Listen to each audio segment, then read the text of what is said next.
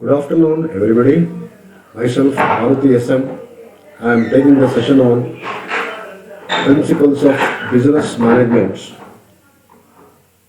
So, in this session, I am discussing the levels of management and management hierarchy.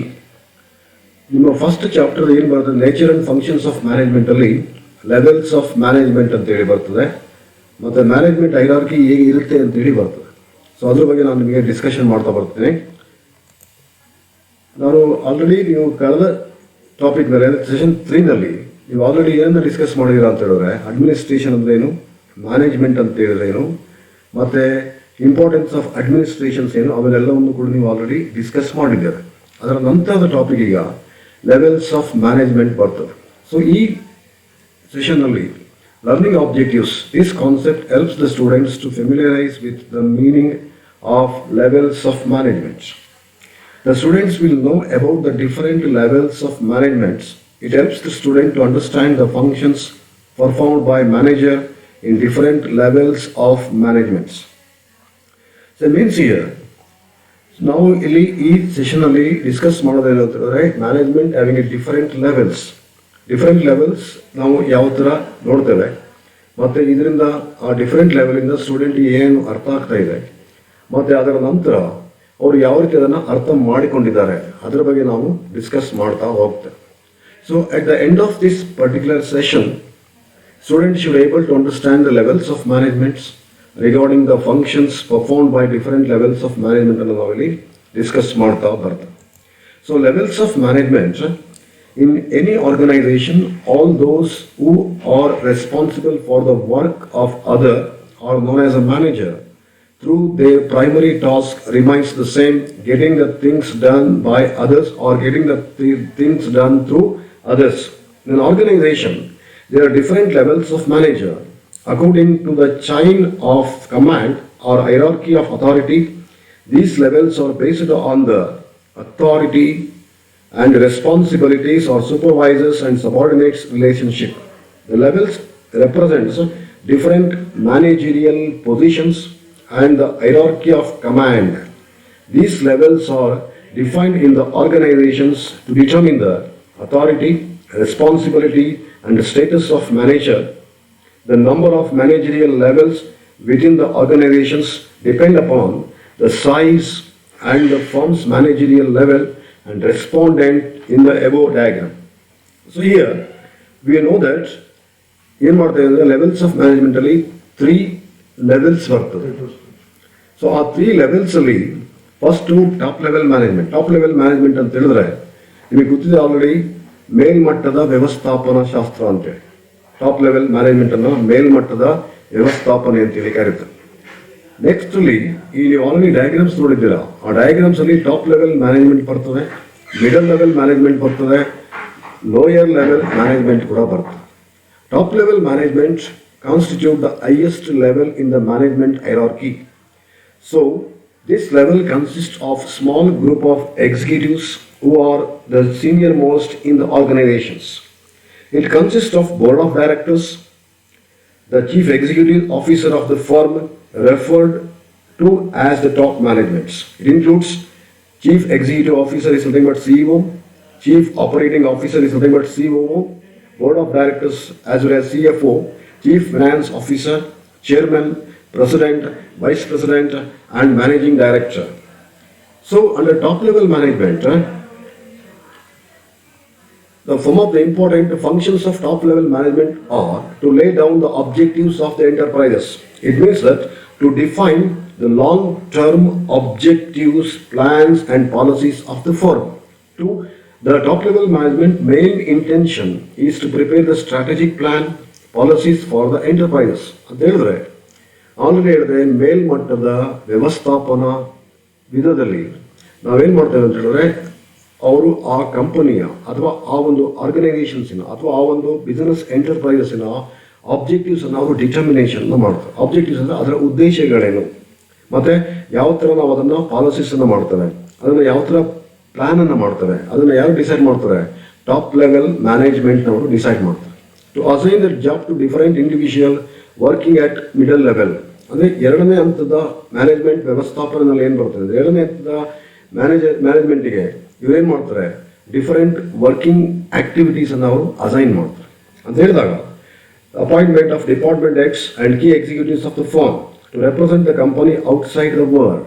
So means here the arrange the finance required to carry on day-to-day activities. Top level management ಏನು ಮಾಡ್ತಂದ್ರೆ middle level managements ಮತ್ತು lower level ಮ್ಯಾನೇಜ್ಮೆಂಟಿಗೆ financial activities ಯಾವ ರೀತಿ ಆಗ್ತದೆ ಅಥವಾ ಫಿನಾನ್ಸಸ್ಸನ್ನು ನಾವು ಯಾವ ರೀತಿ channelise ಮಾಡ್ತೇವೆ ಅದನ್ನು ನಾವಲ್ಲಿ ಟಾಪ್ ಲೆವೆಲ್ ಮ್ಯಾನೇಜ್ಮೆಂಟ್ ಅವರು ಡಿಸೈನ್ ಮಾಡ್ತಾರೆ. It makes the communication gap between licence with outside world likes government, supplier, media and the publics etcetera. Two, it reviews overall activities of the company. To coordinate various departments is also made by the top level management. To define the development, organizational activities of the firm and to implement the same.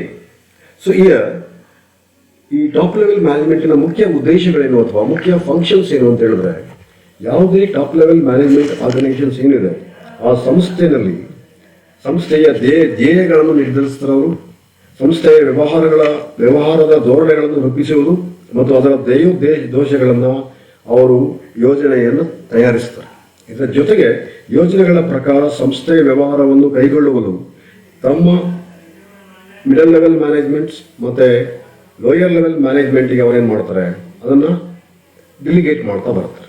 ಯೋಜನೆಗಳನ್ನು ಕಾರ್ಯಗತಗೊಳಿಸಲು ಅವಶ್ಯವಿರುವ ಸಂಪನ್ಮೂಲಗಳನ್ನು ಕೂಡ ಇವರು ದೊರಕಿಸಿಕೊಡ್ತಾರೆ. ಸಂಘಟನೆಯ ಮೂಲಕ ಕಾರ್ಯಗಳನ್ನು ನಿಯಂತ್ರಿಸುತ್ತಾರೆ. ಇದು ಟಾಪ್ ಲೆವೆಲ್ ಮ್ಯಾನೇಜ್ಮೆಂಟಿನ ಫಂಕ್ಷನ್ಸ್ ಆಗ್ತದೆ. Next one, middle level managements. Middle level management ಅಂತ ಹೇಳಿದ್ರೆ it is in between top level as well as operational level, nothing but lower level management ಅಂತ ಹೇಳಿ ಕರೆಯುತ್ತೆ. ಆಮೇಲೆ middle level management constitute execution of level of the organisations, that is departmental heads. These manage the day-to-day activities of the firm. They also develop, train and recruit the operating lower level managements. Middle level management consists of head of the various departments like purchase manager, finance manager, human resources, executive officer and plant superintendents. In case of lower level management, sir, departments and division heads are called middle level managements. These managers are responsible for achieving short-term goals and the target is as decided by the top level managements. Day-to-day management of various activity within their departments. Day-to-day activities of the firm or day-to-day activities of an organizations, day-to-day activities of the various organizations within their departments. Coordinating, controlling, directing their subordinates, etc. These managers act as a middleman between the top level management as well as lower level management. Nothing but already ಹೇಳಿದೆ middle level management ಏನು ಮಾಡ್ತಾರೆ, they are the chain link between top level as well as lower level managements. So they are a mediator ಅಂತ ಹೇಳಿದ್ರೆ ಅವರು ಮಧ್ಯವರ್ತಿಯಾಗಿ ಕೆಲಸ ಮಾಡ್ತಾರೆ ಅಂತ ಹೇಳಿದಾಗ ಯಾವುದೇ ಆರ್ಗನೈಸೇಷನ್ಸ್ ಅಥವಾ ಯಾವುದೇ ಬಿಸ್ನೆಸ್ನಲ್ಲಿ ಏನಾಗುತ್ತೆ ಅಂತ ಹೇಳಿದ್ರೆ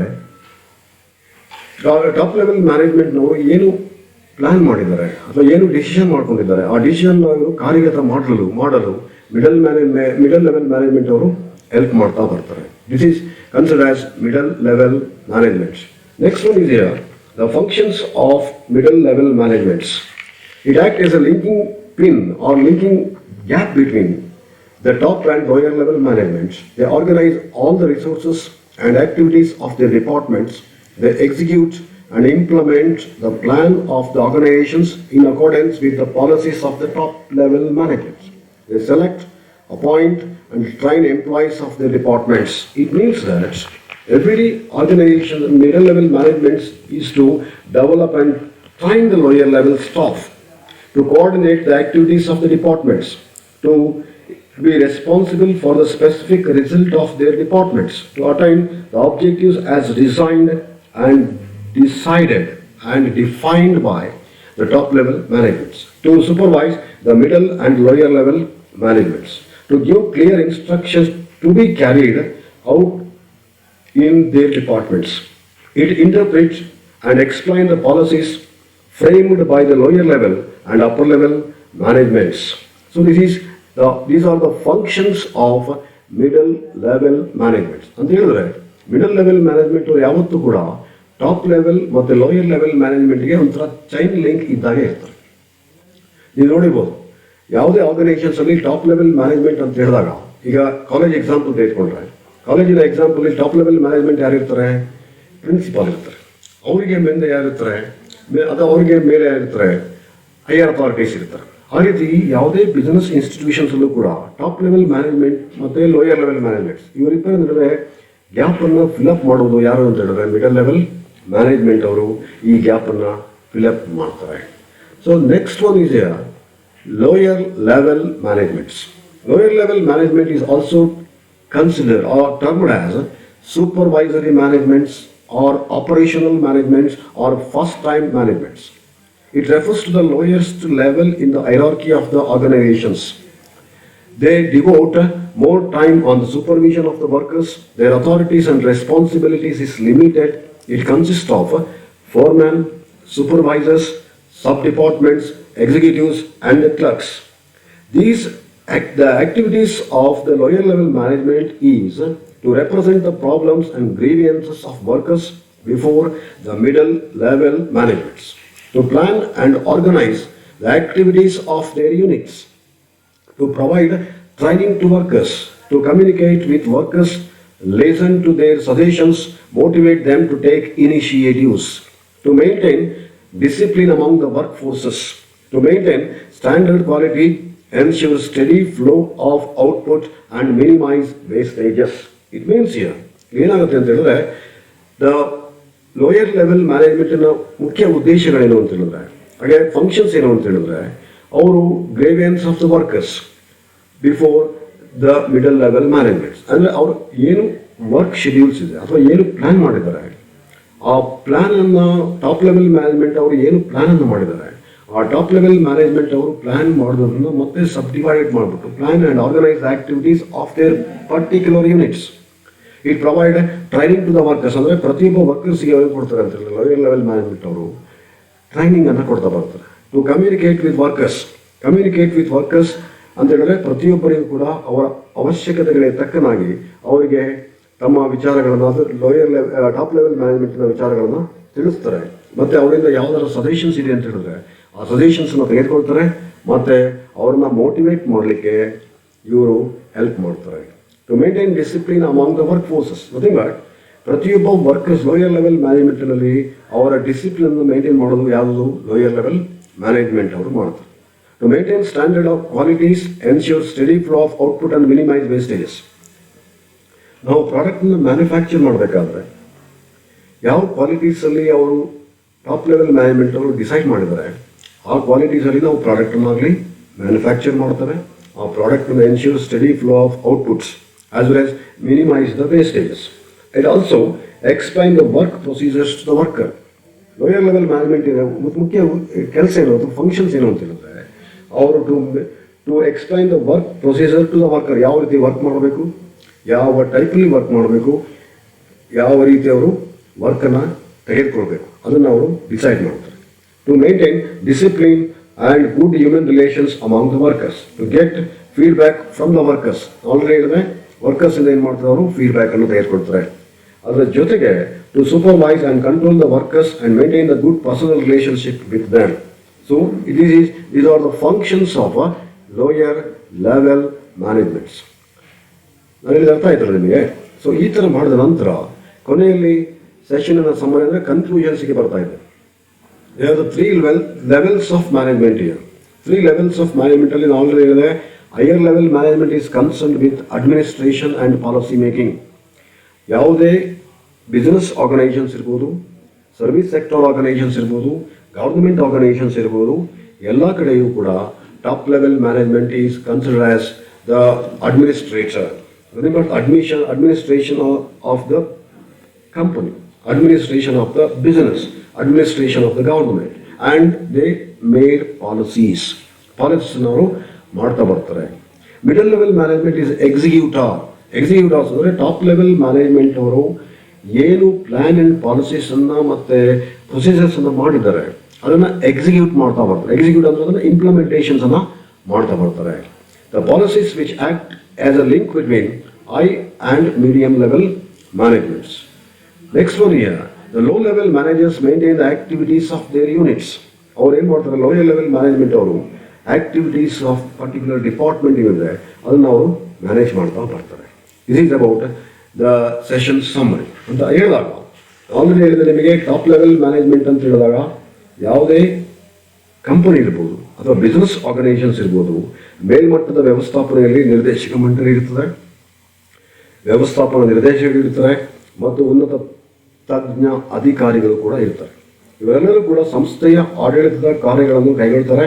ಇದರ ಜೊತೆಗೆ ಮೇಲ್ಮಟ್ಟದ ವ್ಯವಸ್ಥಾಪನಾ ತಂಡವು ಸಂಸ್ಥೆಯ ವ್ಯವಹಾರದ ಧ್ಯೇಯ ಧೋರಣೆಗಳನ್ನು ನಿರೂಪಿಸುವ ಸಮೂಹವಾಗಿದ್ದು ಸಂಸ್ಥೆಯ ಎಲ್ಲ ಚಟುವಟಿಕೆಗಳ ಸಮಗ್ರ ಯಶಸ್ಸಿಗೂ ಮತ್ತು ನಿರ್ದೇಶನಕ್ಕೆ ಇದು ಹೊಣೆಯಾಗಿರುತ್ತದೆ. ಇದು ಟಾಪ್ ಲೆವೆಲ್ ಮ್ಯಾನೇಜ್ಮೆಂಟಿನ activities. Then middle level management ಏನು ಮಾಡುತ್ತೆ ಅಂತ ಹೇಳಿದ್ರೆ, ಈ ಮಟ್ಟದಲ್ಲಿ ಎಲ್ಲ ವಿವಿಧ ವಿಭಾಗಗಳ ಮುಖ್ಯಸ್ಥರು ಮತ್ತು ವ್ಯವಸ್ಥಾಪಕರು ಕೂಡ ಕಾರ್ಯನಿರ್ವಹಿಸ್ತಾರೆ ಮತ್ತು ಮೇಲ್ಮಟ್ಟದ ವ್ಯವಸ್ಥಾಪಕರು ರಚನೆ ಮಾಡಿದ ಅಂದರೆ ರೂಪಿಸಿದ ಧ್ಯೇಯ ಧೋರಣೆಗಳನ್ನು ಮತ್ತು ಯೋಜನೆಗಳನ್ನು ಯಥಾವತ್ತಾಗಿ ಅನುಷ್ಠಾನದಲ್ಲಿ ತರುವ ಮತ್ತು ಸಂಸ್ಥೆಯ ಉದ್ದೇಶಗಳನ್ನು ಸಾಧಿಸುವ ಮುಖ್ಯ ಧ್ಯೇಯೋದ್ದೇಶನ ಇಟ್ಟುಕೊಂಡು ಅವರು ಮಧ್ಯಮ ಮಟ್ಟದ ವ್ಯವಸ್ಥಾಪನಾ ಮುಖ್ಯ ಹೊಣೆಯಾಗಿರ್ತದೆ. ಇಲ್ಲಿ ಏನಾಗುತ್ತೆ ಅಂತ ಹೇಳಿದ್ರೆ, ಈ ಮಿಡಲ್ ಲೆವೆಲ್ ಮ್ಯಾನೇಜ್ಮೆಂಟಲ್ಲಿ ಏನಾಗಿರುತ್ತೆ ಅಂತ ಹೇಳಿದ್ರೆ, ಮಧ್ಯಮ ಮಟ್ಟದ ವ್ಯವಸ್ಥಾಪಕ ತಂಡವು ಸಮಗ್ರ ಸಂಘಟನೆಯ ಧೋರಣೆಗಳನ್ನು ತಿಳಿದುಕೊಳ್ಳುವ ಮತ್ತು ಕಾರ್ಯರೂಪದಲ್ಲಿ ತರುವ ಹಾಗೂ ಪ್ರತಿಯೊಂದು ವಿಭಾಗಕ್ಕೆ ವಹಿಸಿಕೊಟ್ಟ ಕಾರ್ಯಗಳನ್ನು ಯಶಸ್ವಿಯಾಗಿ ನೆರವೇರಿಸುವಂತೆ ಅವುಗಳ ಮೇಲ್ವಿಚಾರಣೆ ಮಾಡುವ ಹೊಣೆಗಾರಿಕೆಯನ್ನು ಹೊತ್ತಿರುತ್ತದೆ ಅಂತ ಹೇಳಿದ್ರೆ, ಮೇಲ್ಮಟ್ಟದ ವ್ಯವಸ್ಥಾಪನೆಯು ಅಂದರೆ ಮೇಲ್ಮಟ್ಟದ ಅಂದರೆ ಟಾಪ್ ಲೆವೆಲ್ ಮ್ಯಾನೇಜ್ಮೆಂಟ್ಸ್. ಆ ಟಾಪ್ ಲೆವೆಲ್ ಮ್ಯಾನೇಜ್ಮೆಂಟ್ ಅವರು ಏನು ಧ್ಯೇಯ ಧೋರಣೆಗಳನ್ನು ಸಿಬ್ಬಂದಿ ವರ್ಗಕ್ಕೆ ಕೊಟ್ಟಿದ್ದಾರೆ, ಆ ಸಿಬ್ಬಂದಿ ವರ್ಗಕ್ಕೆ ಏನಿದ್ದಾರೆ ಅದನ್ನು ನಾವೇನು ಮಾಡ್ತೇವೆ, ಅದನ್ನು ಅನುಷ್ಠಾನಕ್ಕೆ ತರುವಂಥ ಕಾರ್ಯವನ್ನು ಯಾರು ಮಾಡ್ತಾರೆ, ಮಿಡಲ್ ಲೆವೆಲ್ ಮ್ಯಾನೇಜ್ಮೆಂಟ್ ಅವರು ಮಾಡ್ತಾರೆ. ಸಂಸ್ಥೆಯ ಧ್ಯೇಯ ಧೋರಣೆಗಳನ್ನು ಯಶಸ್ವಿಯಾಗಿ ಕಾರ್ಯಗತಗೊಳಿಸಲು ಪ್ರತಿಯೊಂದು ವಿಭಾಗದ ಸಂಘಟನೆಯನ್ನು ಬಲಪಡಿಸಲು ಕ್ರಮ ಕೈಗೊಳ್ಳುತ್ತದೆ. ಯಾವುದು, ಮಿಡಲ್ ಲೆವೆಲ್ ಮ್ಯಾನೇಜ್ಮೆಂಟ್ಸ್. ಪ್ರತಿಯೊಂದು ವಿಭಾಗದ ಧೋರಣೆಗಳನ್ನು ಮತ್ತು ಯೋಜನೆಗಳನ್ನು ಕಾರ್ಯಗತಗೊಳಿಸಲು ಕಾರ್ಯನಿರ್ವಾಹಕ ಮತ್ತು ಮೇಲ್ವಿಚಾರಕ ಸಿಬ್ಬಂದಿಗೆ ಕರ್ತವ್ಯಗಳನ್ನು ಹಂಚುವುದು. ಇದರ ನಂತರ ಸಿಬ್ಬಂದಿಯ ಸಾಮರ್ಥ್ಯವನ್ನು ಹೆಚ್ಚಿಸಲು ಅವರಿಗೆ ಉತ್ತೇಜನ ನೀಡುವುದು ಮತ್ತು ಅವರ ಅರ್ಹತೆ ಮತ್ತು ಸಾಮರ್ಥ್ಯ ಮತ್ತು ಸಾಫಲ್ಯತೆಗಳಿಗೆ ಅನುಗುಣವಾಗಿ ಅವರಿಗೆ ಸಂಭಾವನೆಯನ್ನು ಕೂಡ ಕೊಡ್ತಾ ಬರುತ್ತೆ. ಇದು ಮಿಡಲ್ ಲೆವೆಲ್ ಅಂದರೆ ಮಧ್ಯಮಟ್ಟದ ವ್ಯವಸ್ಥಾಪನಾ ಶಾಸ್ತ್ರ. ಥರ್ಡ್ ಒನ್ ಆಲ್ರೆಡಿ ಹೇಳಿದೆ, ಲೋಯರ್ ಲೆವೆಲ್ ಮ್ಯಾನೇಜ್ಮೆಂಟ್ ಅಂದರೆ ಇದನ್ನು ಕನ್ನಡದಲ್ಲಿ ನಾವೇನು ಕರಿತೇವೆ ಅಂತ ಹೇಳಿದ್ರೆ ವ್ಯವಸ್ಥಾಪನಾ ಕಾರ್ಯನಿರ್ವಹಣೆಯ ವ್ಯವಸ್ಥಾಪನ, ನಥಿಂಗ್ ಬಟ್ ಆಪರೇಷನಲ್ ಮ್ಯಾನೇಜ್ಮೆಂಟ್ಸ್ ಅಥವಾ ಆಪರೇಷನಲ್ಸ್ ಮ್ಯಾನೇಜ್ಮೆಂಟ್ ಆರ್ ಆಪರೇಷನಲ್ ಮ್ಯಾನೇಜ್ಮೆಂಟ್ ಅಂತ, ಅದೇ ಎಕ್ಸಿಕ್ಯೂಟಿವ್ ಮ್ಯಾನೇಜ್ಮೆಂಟ್ ಅಂತೇಳಿ ಕರಿತೇವೆ. ಸೊ ಇಲ್ಲಿ ಯಾರು ಬರ್ತಾರೆ ಅಂದರೆ ಫೋರ್ಮೆನ್ ಬರ್ತಾರೆ ಅಂತ ಹೇಳಿದೆ, ಎಕ್ಸಿಕ್ಯೂಟಿವ್ಸ್ ಬರ್ತಾರೆ ಅಂತ ಹೇಳಿದೆ, ಗುಮಾಸ್ತರುಗಳು ಬರ್ತಾರೆ ಅಂತ ಹೇಳಿದೆ. ಇವರ ಮುಖ್ಯ ಹುದ್ದೆ ಈ ಲೆವೆಲ್ದಲ್ಲಿ ಏನಾಗುತ್ತೆ ಅಂತ ಹೇಳಿದ್ರೆ, ಮಧ್ಯಮ ಮಟ್ಟದ ವ್ಯವಸ್ಥಾಪನೆಯಿಂದ ಬಂದಂಥ ಆದೇಶಗಳಿಗೆ ಅನುಗುಣವಾಗಿ ನಿಗದಿತ ಕಾರ್ಯಗಳನ್ನು ಪೂರ್ಣಗೊಳಿಸ್ತವೆ. ಕೆಳಮಟ್ಟದ ವ್ಯವಸ್ಥಾಪನೆಯ ಅಧಿಕಾರಿಗಳ ಕರ್ತವ್ಯ ಮತ್ತು ಹೊಣೆಗಾರಿಕೆ ಆಗಿರ್ತದೆ. ಈ ಅಧಿಕಾರಿಗಳು ಏನು ಮಾಡ್ತಾರೆ ಅಂದರೆ ತಮ್ಮ ಕೆಳಗಿನ ವರ್ಕರ್ಸ್ ಯಾರಿದ್ದಾರೆ ಅಂದರೆ ಯಾರು ವರ್ಕ್ ಮಾಡ್ತಿದ್ರೆ ಅವರಿಗೆ ಆ ಹೊಣೆಗಾರಿಕೆಗಳನ್ನು ಡಿಲಿಗೇಟ್ ಮಾಡ್ತಾ ಬರ್ತಾರೆ. ದೈನಂದಿನ ಕಾರ್ಯಗಳನ್ನೆಲ್ಲವನ್ನು ನಿರ್ವಹಿಸುವುದು ಮತ್ತು ಈ ಕಾರ್ಮಿಕರು ಮತ್ತು ಗುಮಾಸ್ತರು ಇವರು ಸರಿಯಾಗಿ ಸಮರ್ಥವಾಗಿ ಕೆಲಸ ಮಾಡುವಂತೆ ನೋಡಿಕೊಳ್ಳುವ ಹೊಣೆಗಾರಿಕೆ ಮುಖ್ಯ ಕಾರ್ಯಾಗಾರದಲ್ಲಿ ಇರ್ತದೆ. ಮೇಲ್ವಿಚಾರಕರು ಮತ್ತು ಉಪವಿಭಾಗಗಳು ಕೂಡ ಇದರಲ್ಲಿ ಕಾರ್ಯನಿರ್ವಹಿಸುತ್ತವೆ. ಇಷ್ಟು ಕೂಡ ಟಾಪ್ ಲೆವೆಲ್, ಮೀಡಿಯಂ ಲೆವೆಲ್ ಮತ್ತು ಲೋಯರ್ ಲೆವೆಲ್ ಮ್ಯಾನೇಜ್ಮೆಂಟಲ್ಲಿ ಬರ್ತದೆ. Next goes to the multiple choice question. ಬೇರೆ ಏನು ವಿಚಾರವನ್ನು ನಿಮಗೆ ತಿಳಿಸ್ಕೊಟ್ಟಿದ್ದೇನೆ ಅಂದರೆ ಏನು ನಾವು ಡಿಸ್ಕಸ್ ಮಾಡಿದ್ದೇವೆ ಈ ಸೆಷನ್ನಲ್ಲಿ, ಅದಕ್ಕೆ ಸಂಬಂಧಿಸಿದಂತೆ ಕೆಲವೊಂದು ಮಲ್ಟಿಪಲ್ ಚಾಯ್ಸ್ ಕ್ವಶನ್ಸನ್ನು ನಿಮಗೆ ನಾವು ಕೊಡ್ತೇವೆ. ಮೊದಲನೇದು, this level consist of small group of executives who are the senior most in the organisations, whether middle level, lower level, top level are all the above. ಈ ನಾಲ್ಕರಲ್ಲಿ ಯಾವುದು ಸರಿ ಉತ್ತರ ಅಂತೇಳಿ ಗೊತ್ತಾಗಬೇಕಾದ್ರೆ ಯಾವುದು ಬರ್ತದೆ? That is nothing but top level. Already ಹೇಳಿದೆ, executive senior most in the organizations ಯಾರು ಎಲ್ಲಿರ್ತಾರೆ ಅವರು top level management already explain ಮಾಡಿದೆ ನಿಮಗೆ. CEOs, board of directors, finance officers ಇವರೆಲ್ಲ ಎಲ್ಲಿ ಬರ್ತಾರೆ ಟಾಪ್ ಲೆವೆಲ್ ಮ್ಯಾನೇಜ್ಮೆಂಟಲ್ಲಿ ಬರ್ತದೆ. ಟಾಪ್ ಲೆವೆಲ್ ಮ್ಯಾನೇಜ್ಮೆಂಟ್ ಅವರು ಎಕ್ಸಿಕ್ಯೂಟಿವ್ ಸೀನಿಯರ್ ಮೋಸ್ಟ್ ಆಗಿ ಇರ್ತಾರೆ. Second questions is here which is not a middle level management function. They act as a ಅದರಲ್ಲಿ ಆನ್ಸರ್ ಏನಿದೆ ಅಂತ ಹೇಳಿದ್ರೆ 4 ಕ್ವಶನ್ಸ್ ಆಪ್ಷನ್ಸ್ ಕೊಟ್ಟಿದ್ದೀವಿ ನಾವು ನಿಮಗೆ. ಆ 4 ಆಪ್ಷನ್ಸ್ ಅಂತ ಬಂದಾಗ they act as a link between top and lower level managements. They organize all the resources and activities of the departments. They appoint and train the employees. Lay down the objectives of the enterprise. Already ನಿಮಗೆ ತಿಳಿಸ್ಕೊಟ್ಟಿದ್ದೇನೆ. Middle level ಮ್ಯಾನೇಜ್ಮೆಂಟಿನ ಮುಖ್ಯ ಉದ್ದೇಶ ಅಥವಾ ಮುಖ್ಯ functions ಏನು ಅಂತ ಹೇಳಿದ್ರೆ they ಲೇ down the objectives of the enterprise. ಅಂದರೆ ಟಾಪ್ ಲೆವೆಲ್ ಮ್ಯಾನೇಜ್ಮೆಂಟ್ ಅವರು ಏನು ಆಬ್ಜೆಕ್ಟಿವ್ಸನ್ನು ಫಿಕ್ಸ್ ಮಾಡಿದ್ದಾರೆ ಅದನ್ನು ಮಾಡಲಿಕ್ಕೆ ಅವರು ಪ್ರಯತ್ನ ಪಡ್ತಾರೆ. ಯಾರು? Middle level management. ಇದು second question.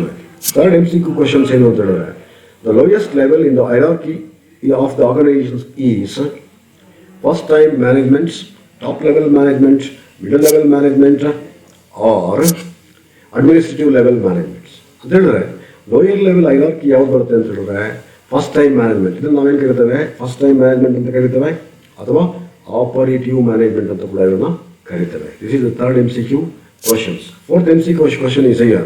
High level management does not consist of. High level management does not consist of. ಅದಕ್ಕೆ ಆಪ್ಷನ್ಸ್ ಕೊಟ್ಟಿದ್ದಾರೆ. Number 1 chief executive officer, president, executive officers and chairman. So ಇದರಲ್ಲಿ ಯಾರು ಬರ್ತಾರೆ ಅಂತ ಹೇಳಿದ್ರೆ ಎಕ್ಸಿಕ್ಯೂಟಿವ್ ಆಫೀಸರ್ಸಲ್ಲಿ ಬರ್ತಾರೆ. ಅದರ ನಂತರ next last MCQ question is here. Dash develop, train and recruit the operating level managements. So operating level management ಅಲ್ಲಿ ಏನಾಗುತ್ತೆ ಅಂತ ಹೇಳಿದ್ರೆ dash develop, train and recruit the operating level management. ಅಂದರೆ ಆಪರೇಟಿಂಗ್ ಲೆವೆಲ್ ಮ್ಯಾನೇಜ್ಮೆಂಟ್ ಅನ್ನ ಯಾರು recruit ಮಾಡ್ತಾರೆ ಅಥವಾ train ಮಾಡೋದು ಯಾರು ಅಂತ ಹೇಳಿದ್ರೆ ನಿಮಗೆ ಆಪ್ಷನ್ಸ್ ಕೊಟ್ಟಿದ್ದೇವೆ. Operating management, first time management, supervisory management and middle level management. Here the middle level management develop, train and recruit the operating level management. This is the fifth MCQ questions answer. And finally, we refer some of the important books for your future references in this topic or in this session. T. Ramaswamy, Principles of Management, Ashok D. Revankar, Principles of Management, and you'll also search through nets. So it is my topic. Thank you one and all.